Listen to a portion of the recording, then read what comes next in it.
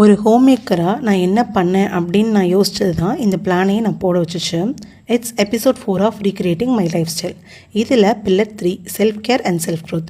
Self கேர்னால் நார்மலாக நம்ம பண்ணுற விஷயங்களோட ஸ்கின் கேரையும் சேர்த்துக்கணும். ஸ்கின் கேர் அப்படின்னா லக்ஸரி இல்லை, அது செல்ஃப் ரெஸ்பெக்ட் நம்ம தெரிஞ்சுக்கணும். செல்ஃப் க்ரோத்தில் டெய்லி ஒரு 30 மினிட்ஸ் ஸ்கில் கற்றுக்கணும்.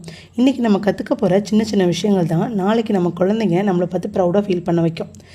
அடுத்து பில்லர் 4 இண்டிபெண்டன்ஸ். இண்டிபெண்டன்ஸ்னால் லேக்கில் சம்பாதிக்கிறது மட்டும் இல்லை, நம்மளோட எக்ஸ்பென்சஸை கரெக்டாக ட்ராக் பண்ணி நம்மளோட ஸ்பெண்டிங்ஸை கண்ட்ரோல் பண்ணி வச்சுக்கிறது தான்.